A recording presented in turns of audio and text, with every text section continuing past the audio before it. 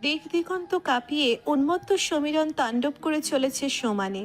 আছড়ে পড়ছে এদিকে ওদিকে, ঘূর্ণায়মান ঘূর্ণিঝড়ের প্রকোপে পড়ে গাছের ডালপালা ভেঙে খান খান।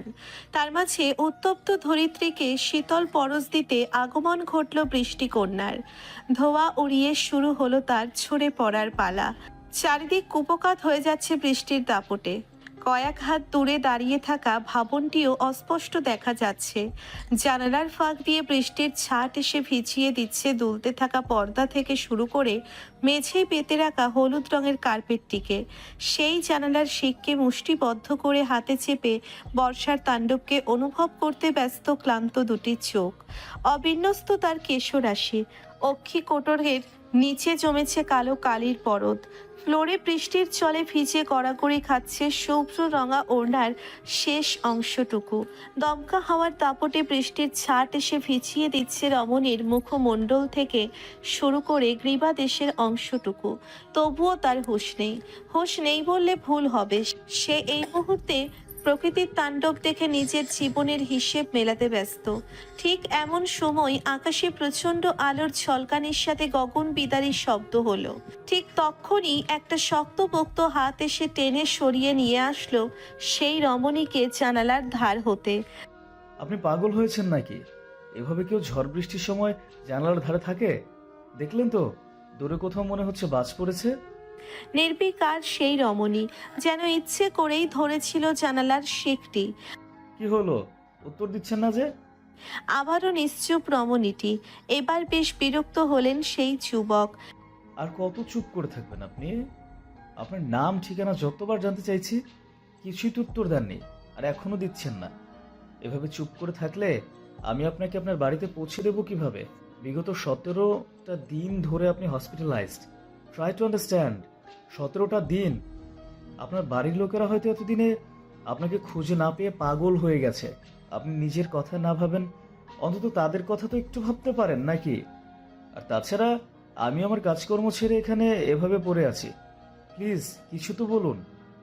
এবার যেন একটু মায়া হলো রমণীর। নতমস্তক শিরখানি ধীরে ধীরে ওপরে উঠল। নজরে মিলল নজর। মোটা মোটা অশ্রুদানা ঝরে পড়ল শ্যামবর্ণা নারীর অক্ষি কঠোর হতে। আরে আরে, রিল্যাক্স রিল্যাক্স। আমি বুঝতে পারছি আপনার সঙ্গে নিশ্চয়ই বড় কোনো কাণ্ড ঘটেছে। থাক, আপনার যদি বলতে ইচ্ছে না হয় আপনি বলবেন না, কিন্তু এটা তো বলুন, আপনি কোথায় থাকেন বা কোথায় যেতে চান? না, এবারও নিশ্চুপ। কি জবাব দেবে সে? তার যে যাওয়ার কোনো জায়গা নেই, আর না আছে কোনো ঠিকানা। দেখুন, এভাবে যদি চুপ থাকেন আমি কিভাবে বুঝবো আপনার সমস্যাটা কি? আপনি কি আমার ভাষা বুঝতে পারছেন না? আমি আপনার হাতে অ্যাক্সিডেন্টের দিন শাখা পলা দেখেছিলাম, তাই তখনই বুঝে নিয়েছি আপনি একজন বাঙালি হিন্দু বাড়ির বউ। প্লিজ কিছু তো বলুন। আমাকে কি আপনি ভয় পাচ্ছেন? বলুন তো। ভয় পাওয়ার কোনো দরকার নেই। আমার নাম দেবর্ষী গুহ, পেশাতে একজন ডক্টর। আমার বাড়ি কলকাতাতেই। কলকাতার নাম শুনে একটু নড়েচড়ে উঠল রমণীটি। কলকাতা, এটা তো তার নিজের শহর। অপরিচিত শহর থেকে ভালো নিজের শহরে থাকা। কিন্তু এই লোকটা কি নিয়ে যাবে তাকে তার শহরে? যে মানুষটা অজান্তেই এতটা সাহায্য করেছে, তাহলে এইটুকুই বা তার কাছে বাঁধবে কেন? আমি আপনার সাথে কলকাতা যেতে চাই। বিগত কয়েক ঘন্টা যাবৎ চেষ্টার ফলস্বরূপ একটা লাইন বলাতে পেরে নিজেকে যেন ধন্য মনে হচ্ছে দেবর্ষীর। তবুও বিস্ময় কাটেনি। কেন? কারণ এখানে আমার কেউ থাকে না। যারা ছিল তারা বর্তমানে অপরিচিত। আমি আমার নিজের শহরে যেতে চাই। দেবর্ষী বুঝল মেয়েটার মাঝে অভিমান জমে আছে আপনজনদের প্রতি। ড্রাগস তাকে যে তার আপনজন খাইয়েছিল সে ব্যাপারে খানিকটা হলেও নিশ্চিত। তবুও মেয়েটা যখন কলকাতায় ফিরতে চায় তাহলে তাই হোক। আচ্ছা ঠিক আছে, আপনি আমার সঙ্গে তাহলে কলকাতায় যাচ্ছেন। এবার আপনার নামটা জানতে পারি কি? তনুশ্রী শেখ। আজ বলতে পারল না, মুখে আটকে গেল। তারপর একটা হাসি নিয়ে বলল, তনুশ্রী মণ্ডল। দেবশ্রী হসপিটালের কেবিনটা ছাড়ার সময় বলল তাড়াতাড়ি রেডি হয়ে থাকতে, কারণ আজ বিকেলের ফ্লাইটে কলকাতা রওনা দেবে ওরা। দুপুরের পর গরমটা যেন মাত্রাতিরিক্ত পরিমাণে বেড়েছে। ফাঁকা ক্লাসরুমের বেঞ্চে বসে অধীর আগ্রহে বসে আছে অনুশ্রী পিয়নের অপেক্ষায়। সেই যে শেষ ক্লাসের আগের ক্লাসে পিয়ন এসে বলেছিল তাদের subject professor head of the ডিপার্টমেন্টে তন্ময় বাগচি স্যার তাকে দেখা করতে বলেছেন ছুটির পর, সেই থেকে কলেজ ছুটির পর বসে আছে পিয়ন এসে অপেক্ষায়। পিয়ন বলে গেছিল ছুটি হয়ে গেলে উনি এসে স্যারের কাছে নিয়ে যাবেন। কলেজ ছুটি হয়েছে প্রায় ঘন্টা খানেক হতে চলল, অথচ পিয়নের দেখা নেই। একে একে কলেজের প্রফেসরেরা কলেজ ছেড়ে নিজেদের প্রাইভেট কারগুলো নিয়ে বেরিয়ে যাচ্ছে। অনুশ্রী আরো 20 মিনিট অপেক্ষা করলো। এর মধ্যেই কলেজের দারোয়ান ক্লাসরুমে তালা দিতে এলো। এসে দেখলো একটা মেয়ে বসে আছে। কলেজ ছুটির পরও এখানে বসে থাকার কারণ জিজ্ঞেস করায় অনুশ্রী বলল তন্ময় বাগচি স্যারের কথা। দারোয়ান তখন জানালো তিনি দুপুর 2টোর সময় বেরিয়ে গেছেন, তারপর আর কলেজে আসেনি। অনুশ্রী মারাত্মক বিস্মিত হলো কথাটি শুনে, ভয় পেল প্রচুর। এমন মজা কেন করলো ওর সাথে? হাতের ঘড়িতে নজর ফেলতেই দেখলো 5:20 বাজে। ক্লাসরুম থেকে দ্রুত পায়ে বেরিয়ে এলো বাইরে। বাইরে আসতেই গাটা ছমছম করে উঠল। এত দিনের চেনা পরিচিত কলেজটিকে বড্ড অপরিচিত লাগছে ওর কাছে। সারাক্ষণ ছাত্রছাত্রীদের জন্য জনসমাগম থাকা কলেজটি বর্তমানে জনমানবহীন হানাবাড়ি বলে মনে হচ্ছে। ভয়ে ভয়ে শুকনো ঢোক কিনতে লাগলো ঘন ঘন। ধীরে ধীরে বাইরে যখন বেরিয়ে এসেছে আকাশ তখন কালো মেঘে ঢেকে গেছে। ঈশান কোণের মেঘের বর্ণ গাঢ় নীল, মনে হচ্ছে এক্ষুনি যেন ঝড় তার তাণ্ডব শুরু করবে। দ্রুত পায়ে হেঁটে বেরিয়ে এলো গেটের সামনে। নজর বোলালো চারিদিক, যদি অটো কিংবা রিক্সা পাওয়া যায়। এদিকে মেঘের গুরুম গুরুম ডাক শুরু হয়ে গেছে, অন্যদিকে আজই যেন রিক্সা আর অটোর আকাল পড়েছে। হাতে ফোনটি খুলে দেখে নেটওয়ার্ক ডাউন।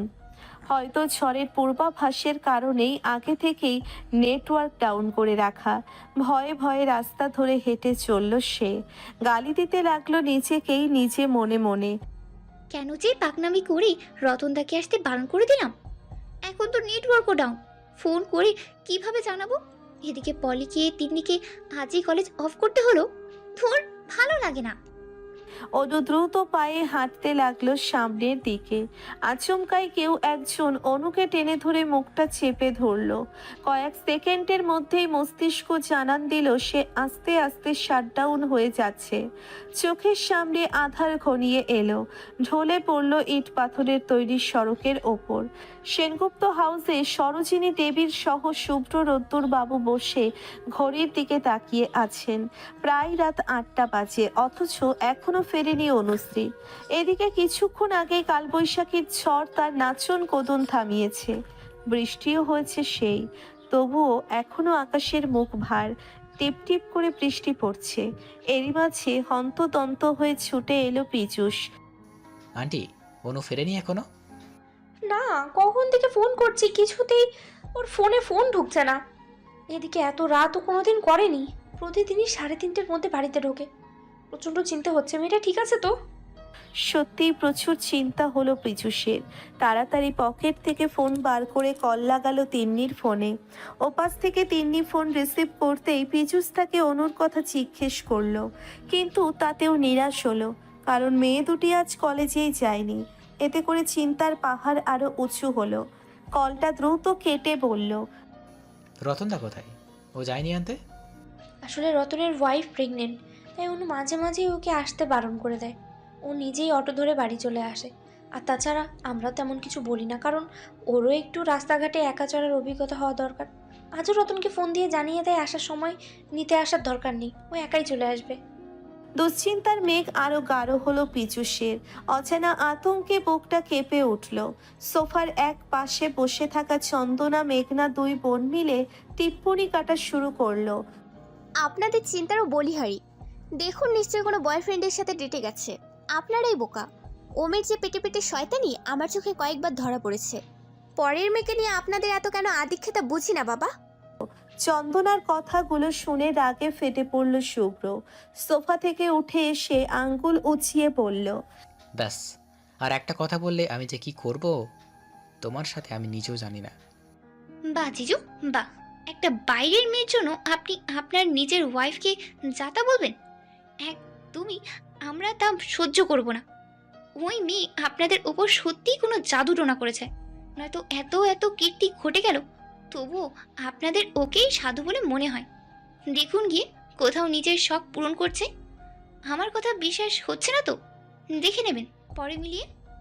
পীযূষের এই মুহূর্তে পারিবারিক ঝামেলা পছন্দ হলো না। দ্রুত পায়ে দৌড়ে বেরিয়ে গেল সেনগুপ্ত হাউস থেকে। তাকে তো যেতে দেখে শুভ্র বলল। কোথায় যাচ্ছিস? দাঁড়া। কোনো কথার উত্তর না দিয়ে বেরিয়ে গেল পীযূষ। গাড়ি ড্রাইভ করে একেবারে থামলো দমদম থানার সামনে। গিয়ে মিসিং রিপোর্ট লেখালো। তারপর ফোন করলো লালবাজার থানার ওসি সাহেবকে। তিনি আশ্বস্ত করলেন যেভাবেই হোক অনুকে খুঁজে বার করবেন। সকালবেলা টিভির সামনে বসে আছেন সনাতন আর গ্রামের মাতব্বর বিশ্বম্ভর বাবু, সাথে আরও অনেকে। এটি পাড়ার একটি টঙের চায়ের দোকান। গ্রামের আবাল বৃদ্ধ সকলেই সকালবেলার খবর আর বিকালের বাংলা সিনেমা অতি আয়েশ নিয়ে দেখে। সকালবেলায় দেশের রাজ্যের খবর জানতে অনেকেই জড়ো হয়েছে চায়ের দোকানটাতে। বিশ্বম্ভর বাবু অনুশ্রীর কথা প্রায় দিনই জিজ্ঞেস করেন।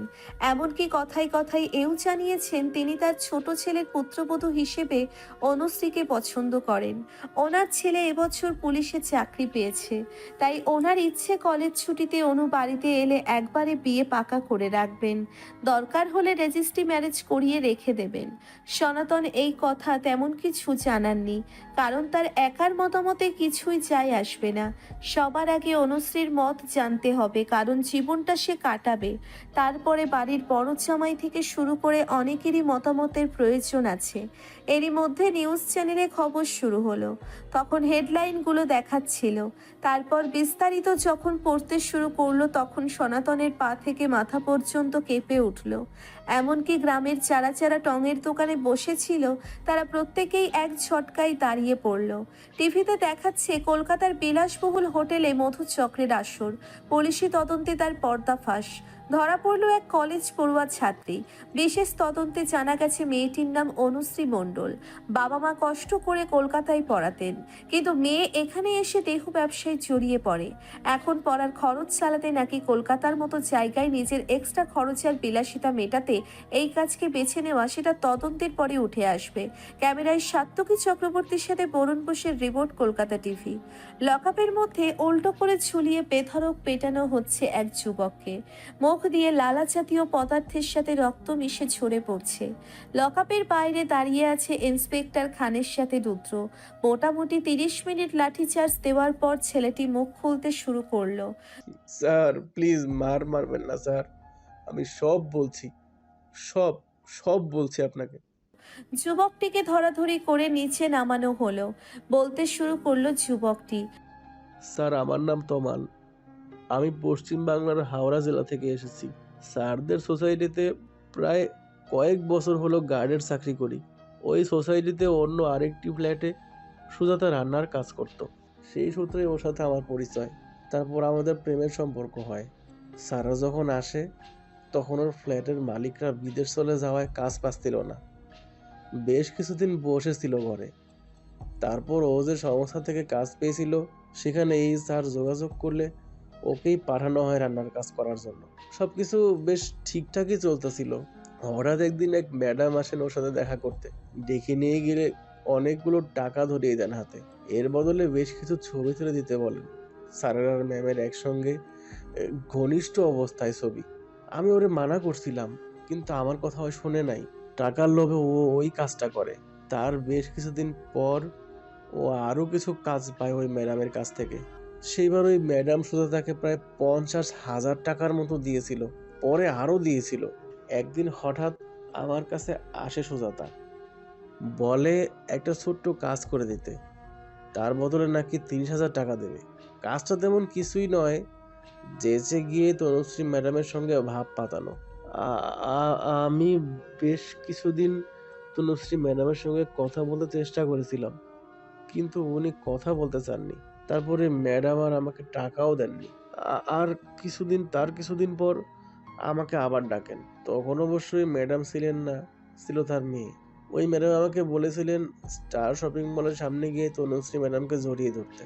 তারপর তাকে নিয়ে ওনার ঠিক করে দেওয়া রেস্টুরেন্টে কাম লজে গিয়ে সিসিটিভির সামনে কোলে তুলে ভেতরে চলে আসতে। ওখানে উনি আগে থেকে রুম বুক করে দিয়েছিলেন। এর বিনিময়ে আমাকে 50,000 টাকা দিয়েছিলেন ওই ম্যাডাম। তাহলে যে গয়নাগুলো তুই দেখালি সেদিন, ওগুলো কোথায় পেয়েছিল? স্যার, ওগুলো আমাকে সুজাতা এনে দিয়েছিল। আমি আর কিচ্ছু জানি না স্যার। আচ্ছা ঠিক আছে, যারা তোকে দিয়ে এই কাজগুলো করিয়েছিল তাদের দেখলে চিনতে পারবি? না স্যার, ওনারা সব সময় চোখ মুখ ঢেকে আসতেন। তবে হ্যাঁ, ওই ছোট ম্যাডামের হাতে একটা সুন্দর ট্যাটু করা আছে, ইংরেজিতে লেখা কিছু, বড় করে একটা আর লেখা, তারপর ছোট করে কিছু। স্যার, এর থেকে বেশি আর আমি কিছুই জানি না স্যার। লকআপের বাইরে রুদ্র আর ইন্সপেক্টর খান বেরিয়ে এলেন। ইন্সপেক্টর খান রুদ্রকে পরামর্শ দিলেন সুজাতাকে আবার বাড়িতে কাজে ফিরিয়ে আনতে, কারণ ও যদি বাড়িতে না আসে পরবর্তী স্টেপ বোঝা যাবে না। আর সুজাতার ফোন নাম্বারটা নিয়ে যেতে, কারণ ওর ফোনের কল লিস্ট, মেসেজ আর হোয়াটসঅ্যাপ চ্যাট বলে দেবে কার কার সাথে এতদিন যাবৎ কথা বলতো। আজও রুদ্র হতাশ হয়ে বাড়িতে ফিরল, কারণ তনুশ্রীর কোনো খোঁজ মেলেনি। প্রত্যন্ত গ্রামের মানুষেরা যে কোনো একটি ঘটনাকে ঠিক কতটা বাড়িয়ে চড়িয়ে বলতে বা ভাবতে ভালোবাসে সেটা হয়তো আমাদের প্রত্যেকেরই জানা।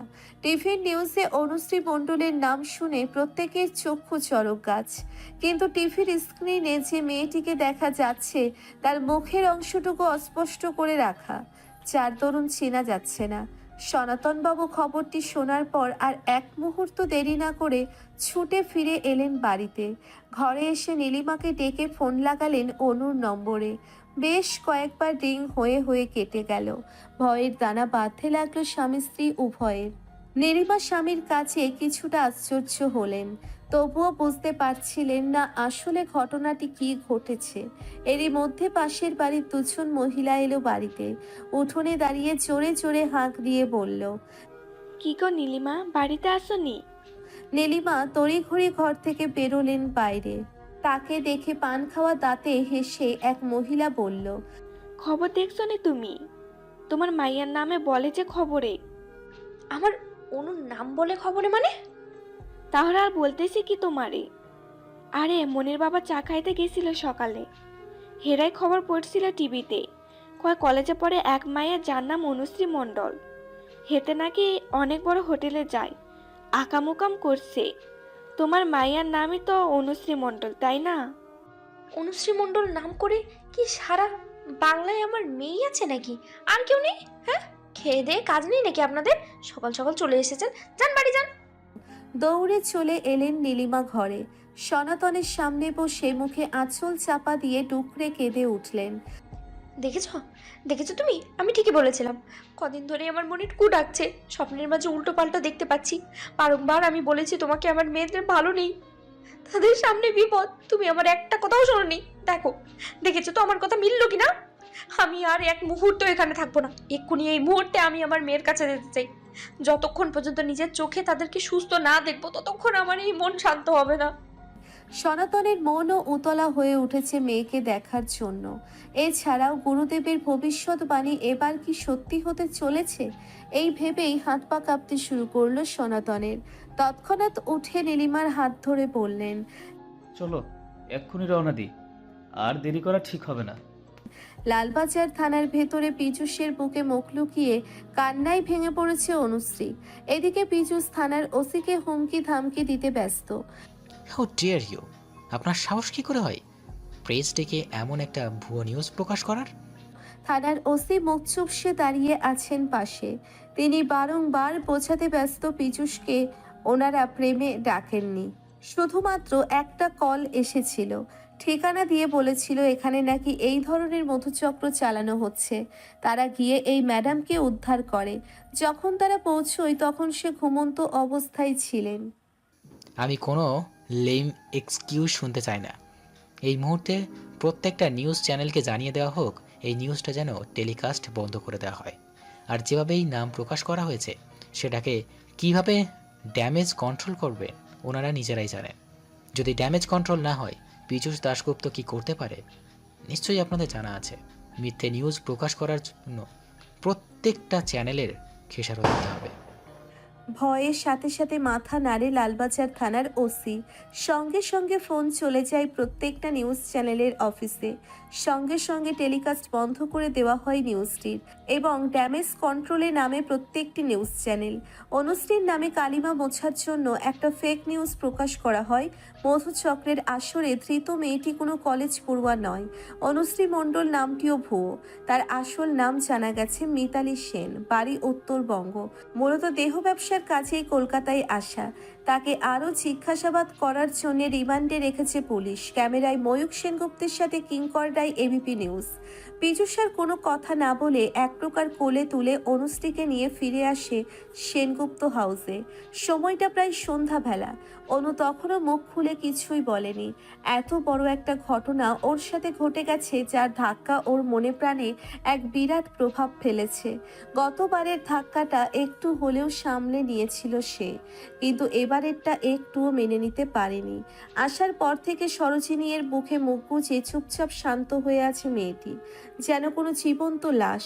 বাইরে ডাইনিং হলে বসে আছে শুভ্র, রোদ্দুরবাবু, পীযূষ আর সনাতনবাবু। মেয়ের অবস্থা দেখে নীলিমা কেঁদে কেটে অস্থির।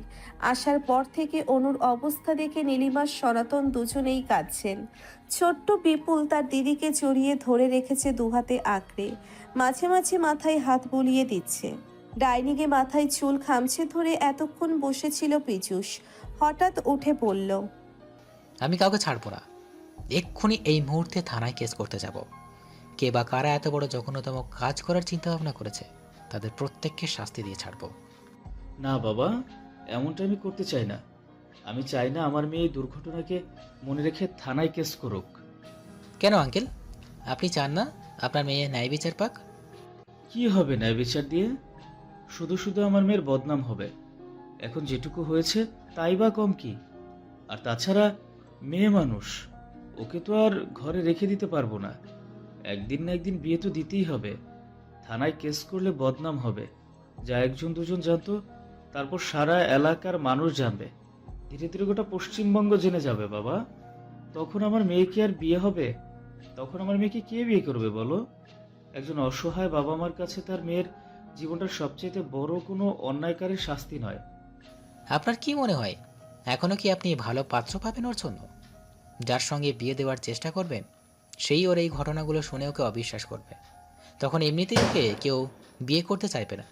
আর তাছাড়া যারা ওর ক্ষতি করতে চেয়েছে তারা যে আবারও কোনো ক্ষতি করবে না তার কি গ্যারেন্টি? তার চেয়ে বরং ভালো ওই অন্যায়কারীদের শাস্তি দেওয়া। জানেন দাদা, আজ সকালে যখন টিভিতে নিউজটা দেখলাম, তখন থেকে যতক্ষণ পর্যন্ত গ্রামে ছিলাম ততক্ষণ পর্যন্ত গ্রামের মানুষ নানাভাবে নানা কথা শুনিয়েছে, সত্যিটা না জেনেই। আমার মেয়ের নাম ধরে ধরে কুৎসা করেছে তারা। এখন তোকে গ্রামে নিয়ে যাব কিভাবে সেটাই চিন্তার বিষয়। আবার এখানে যে রেখে যাব তারও তো ভরসা পাচ্ছি না। যারা ওর ক্ষতি করেছিল তারা যে আবার ক্ষতি করবে না তারই বা নিশ্চয়তা কিসে? তাই আমি সিদ্ধান্ত নিয়েছি আগামী 2-1 দিনের মধ্যে যেমন পাত্র পাবো তার হাতেই তুলে দেব মেয়েকে। অবশ্য সমস্ত সত্যিটা জানার পর যদি সে রাজি থাকে। এ কথা শুনে পীযূষ সাথে সাথে ফোন নিয়ে চলে গেল ব্যালকনিতে। ফোন করে ওর বাবাকে বলল এই মুহূর্তে সেনগুপ্ত হাউসে আসতে। শেখরবাবু অবাক হয়ে গেলেন ছেলের হঠাৎ এভাবে সেনগুপ্ত হাউসে ডাকায়। বেশ কিছুক্ষণের মধ্যে শেখরবাবু এসে পৌঁছলেন সেনগুপ্ত হাউসে। তারপর পীযূষকে ফোন করতেই পীযূষ চলে গেল নিচে বাবাকে রিসিভ করার জন্যে। শেখরবাবুকে দেখে পীযূষ বাবার হাত দুটো ধরে বলল, বাবা, বহুদিন হয়ে গেল তোমার কাছে কিছু চাইনি, আজ চাই, দেবে তো? Anything wrong Piyush? কি হয়েছে বাবাকে বলো। বাবা, আমি বিয়ে করতে চাই, এক্ষুনি, এই মুহূর্তে। হোয়াট? পাগল হয়েছে তুমি?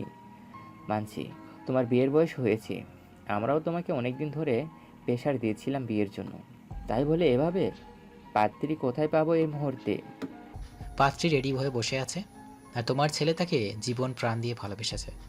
এই মুহূর্তে তুমি যদি রাজি থাকো আমি ওকে বিয়ে করব। প্লিজ বাবা, না করো না। হেসে ফেললেন শেখরবাবু। ছেলে যে তার মতোই ডুপ্লিকেট কপি হয়েছে তা তিনি ভালোই বুঝতে পারলেন। তারপর পীযূষের মাথায় হাত বুলিয়ে বললেন, সেনগুপ্ত হাউসে ডাইনিং হলে বসে আছে সকলে।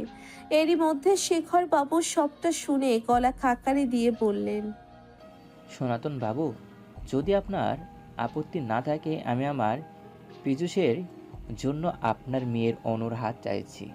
সব কিছু জানার পর আমার কোনো আপত্তি নেই এই বিয়েতে। শুধু আপনারা যদি রাজি থাকেন, আগামীকাল অনুমাকে আমি আমার মেয়ে বানিয়ে নিজের বাড়িতে নিয়ে যেতে চাই। সনাতন আর নীলিমা যেন মেঘনা চাইতেই জল পেলেন হাতে।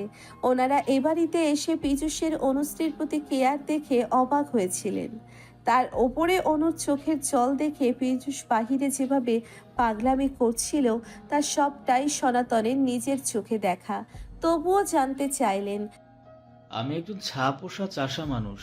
আপনারা রাজা হলে আমরা হতদরিদ্র প্রজাও নই। সেখানে এরকম একটা অসম পর্যায়ে বৈবাহিক বন্ধন কেমন যেন একটা দেখায়। আমরা আপনাদের মতো না কখনো চলতে পারবো, আর না কখনো আপনাদের পর্যায়ে উঠতে পারবো। কখনো যদি আপনাদের মনে হয় আমাদের জন্য আপনারা অপমানিত হচ্ছেন, তখন আমার মেয়ে কষ্ট পাবে, তুচ্ছ তাচ্ছিল্যের শিকার হবে। তাই বলছি, যদি আরেকবার ভাবতেন। আপনি যেমনটা আমাদের ভাবছেন তেমনটা আমরা নয়। আমরা খুবই সাধারণ একজন কলেজের প্রফেসর। আর এই যা কিছু বৈভব দেখছেন তা আমার ছেলের একান্ত নিজের। আর এই বিবাহের প্রস্তাবটা আমার নয়, স্বয়ং আমার ছেলের। ইতিমধ্যে সে আপনার মেয়েকে মন দিয়ে বসেছি। আমার ছেলে বুদ্ধিমান, তার প্রত্যেকটা ডিসিশনকে আমরা সমর্থন করি। তার পছন্দ যে পৃথিবীতে সেরা হবে সেটাও আমরা বিশ্বাস করি। আর তার পছন্দকে অসম্মান জানাবো এটা কোনো দিনই হবে না, বরং তাকে মাথায় তুলে রাখাই হলো আমাদের একমাত্র উদ্দেশ্য। তাই অযথা মনের মাঝে কোনো সংখ্যা পুষে রাখবেন না। সনাতন বাবু নিশ্চিন্ত হলেন এবং রোদ্দুর বাবুর দিকে তাকাতেই তিনি মাথা নেড়ে সম্মতি জানালেন। অতঃপর বিবাহের সানাই বেঁচে উঠল। ঠিক হলো আগামীকাল বিবাহ বন্ধনে আবদ্ধ হবে দুটি মন, যে বন্ধন তৈরি করেছেন একমাত্র ঈশ্বর। দেবর্ষী আর তনুশ্রী যখন বিমানবন্দরে এসে পৌঁছলো তখন রাত প্রায় 12:30। আসার সময় বাড়িতে ফোন করে ড্রাইভারকে ডেকে নেওয়ায় এক্সট্রা করে গাড়ি ভাড়া করার প্রয়োজন পড়ল না। রাত তখন প্রায় 1:30। একটা সাদা রঙের মার্সিডিজ কার এসে পৌঁছলো সুন্দর সাজানো গোছানো একটি ডুপ্লেক্স বাংলো বাড়ির সামনে। দারোয়ান গেট খুলে দিতেই 4 চাকা বিশিষ্ট বাহনটি প্রবেশ করলো বাংলো বাড়ির ভেতরে। গাড়ির দরজা খুলে তনুশ্রীকে নিয়ে ডক্টর দেবর্ষী প্রবেশ করলেন নিজের বাড়িতে। তারপর ডাইনিংয়ের লাইট ছেলে আলোকিত করতেই চমকে উঠলেন। সোফার উপরে তার মা ঘুমিয়ে আছে। মুখের উপর আলো জ্বলতেই নির্মলা দেবীর ঘুম ভেঙে গেল। চোখ মেলে চেয়ে দেখলেন ছেলের সাথে একটি অপরিচিত মেয়ে এসেছে। তনুশ্রীকে দেখে ভ্রু কোঁচকালেন। বেশ কিছুক্ষণ তাকিয়ে দেখে প্রশ্ন করলেন, কে এই মেয়ে? আর এই নাকি তোমার স্পেশাল কাজ, যার জন্য তুমি দিল্লিতে বিগত 18 দিন ধরে পড়ে আছো? মায়ের কথা শুনে দেবর্ষী বেশ ভয় পেল, কারণ মা যে তার ভীষণ রেগে আছে। এতদিন ধরে সে শুধু এটা ওটা বলে মাকে বুঝিয়ে রেখেছিল। এখন তনুশ্রীকে দেখে আবার না জানি কি মিন করে, তাই আমতা আমতা করে বলল, মা, ও হলো তনুশ্রী, আমার পেশেন্ট। তুমি একদম ঠিক বলেছ। এই 18 দিন আমি ওনার ট্রিটমেন্টের জন্য ব্যস্ত ছিলাম। এই রাতে তুমি আরো প্রশ্ন করবে নাকি ভেতরে ঢুকতে দেবে? হ্যাঁ, তোমার যা সব প্রশ্ন সবকিছু কালকে সকালে করো প্লিজ। সবকিছু জবাব দিয়ে দিব কালকে। আর এই মুহূর্তে প্লিজ গেস্ট রুমের দরজাটা খুলে দাও, ওনার এই মুহূর্তে রেস্ট করা প্রয়োজন। বলেই তনুশ্রীকে মায়ের হাতে ছেড়ে সিঁড়ি দিয়ে উঠে নিজের রুমে চলে গেল। এদিকে তনুশ্রী মাথা নিচু করে দাঁড়িয়ে রইল দরজার পাশে। নির্মলা দেবীর আপাদ মস্তক পর্যবেক্ষণ করলেন তনুশ্রীকে, তারপর বললেন, তোমার নাম তনুশ্রী, তাই তো? তনুশ্রী মাথা নেড়ে সম্মতি জানালো। নির্মলা দেবী তনুশ্রীর উদ্দেশ্যে বললেন, এসো, ভেতরে এসো। তনুশ্রী নির্মলা দেবীর পেছন পেছন আস্তে আস্তে হেঁটে গেল গেস্ট রুমের উদ্দেশ্যে। তখন প্রায় অনেক সকাল। ঘড়ির কাঁটা জানান দিচ্ছে সকাল 6টার সময়কে। দেবর্ষী সবে মাত্র জগিং করে ঘর্মাক্ত শরীরে ফিরেছে বাড়িতে। নির্মলা দেবী ছেলের জন্য লেবুর জল আর নিজের জন্য চা নিয়ে বসলেন বাইরে গার্ডেনের মাঝে পাতানো চেয়ার টেবিলে। দেবর্ষী তখন রীতিমতো হাঁপাচ্ছে। মায়ের হাত থেকে লেবুর জলের গ্লাসটা তুলে ঢকঢক করে খেয়ে মায়ের দিকে তাকাতেই জিজ্ঞাসু একজোড়া চোখ দেখে বুঝতে পারল এই মুহূর্তে তনুশ্রীর ব্যাপারে সমস্ত কিছু জানতে চায় তার মা।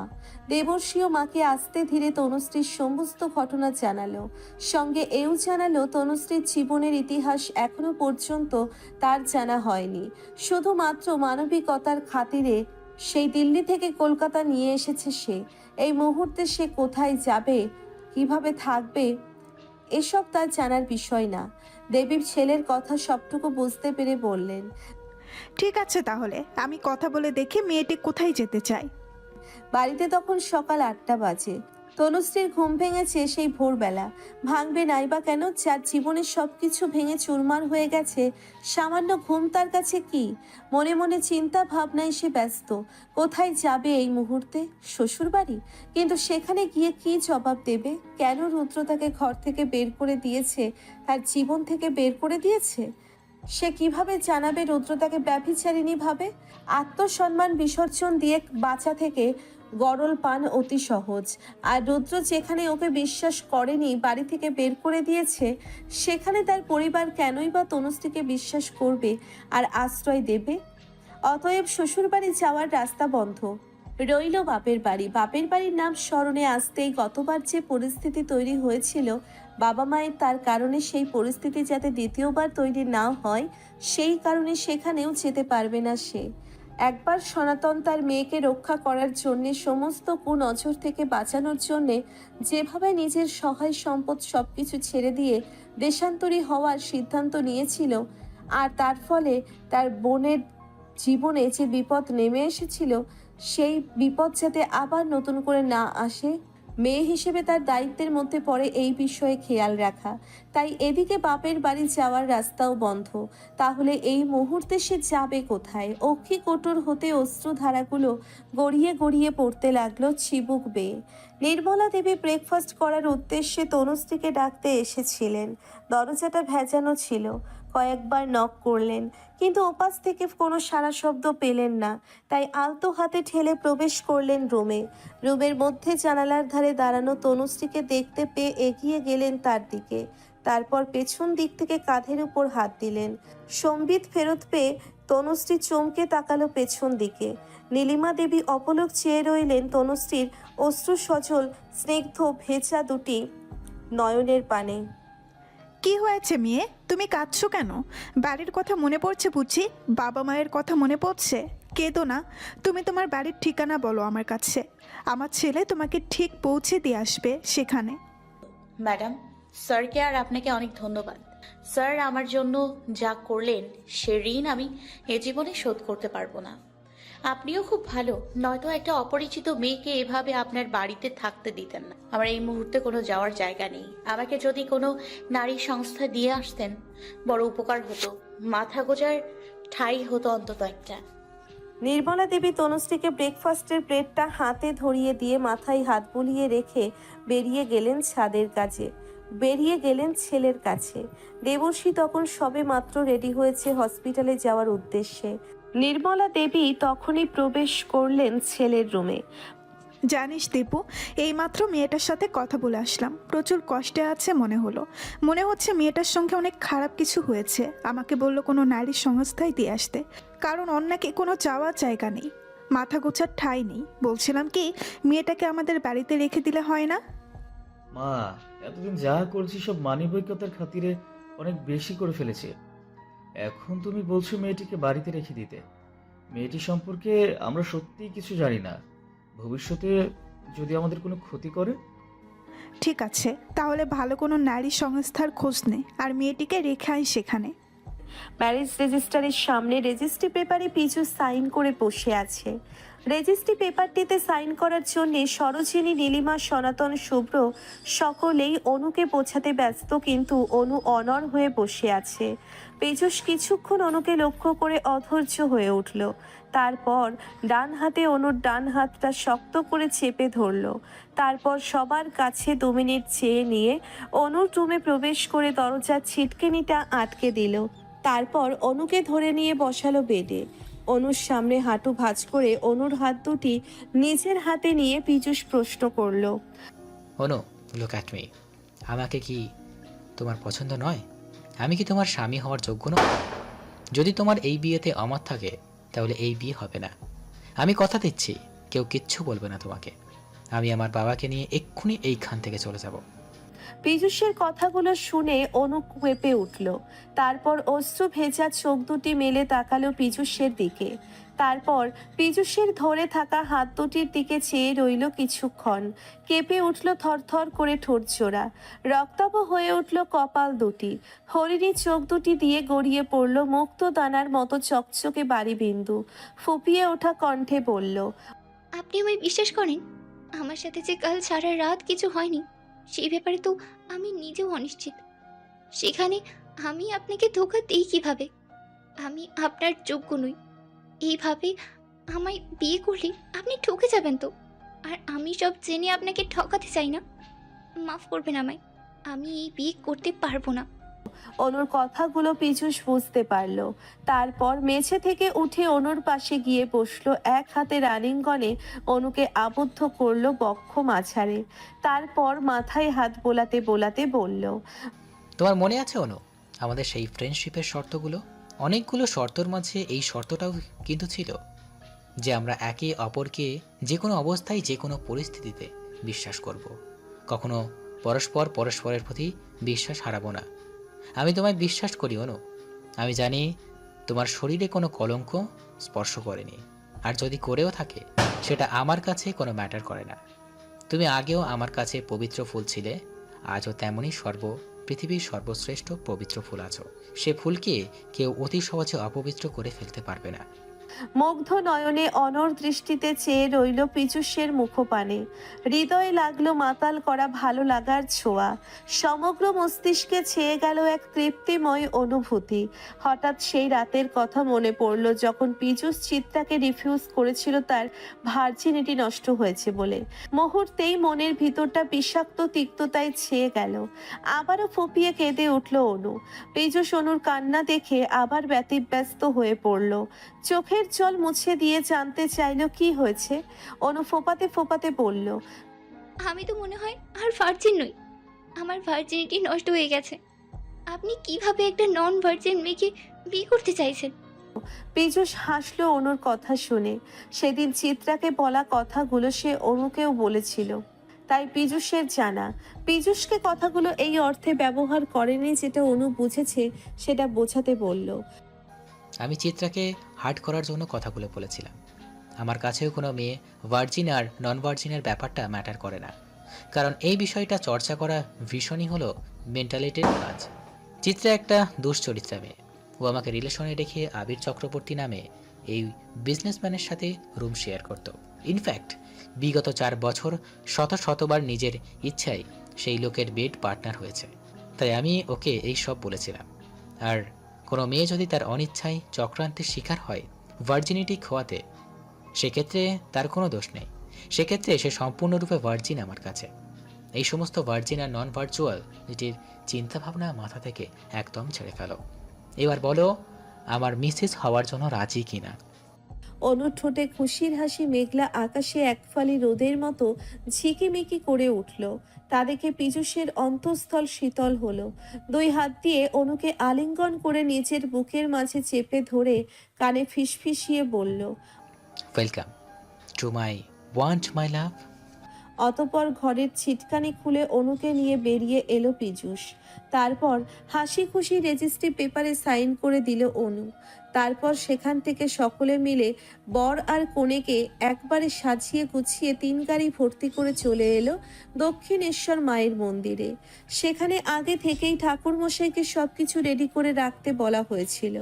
লাল বেনারসি গা ভর্তি গয়না আর ফুলের অলংকারে সজ্জিত অনুর হাত ধরে বিয়ের পিঁড়িতে বসলো পীযূষ। যদিদং হৃদয়ং তব ত্রদিদং হৃদয়ং মম।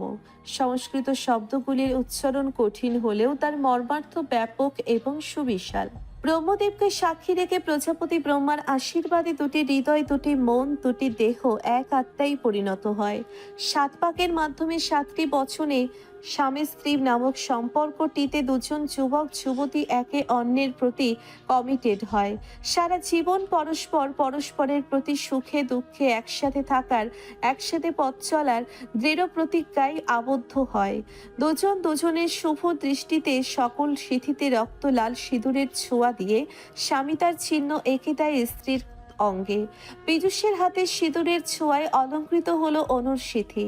সারা জীবনের মতো বাধা পড়ল পরস্পরের সাথে। মুহুর্মুহু শঙ্খ ধ্বনিয়ার উলুধ্বনিতে মুখরিত হলো আকাশ বাতাস। বিবাহ সম্পন্ন শেষে বাড়ির প্রত্যেকটা সম্মানীয় মানুষেরা দুহাত তুলে আশীর্বাদ করলেন নবদম্পতিকে।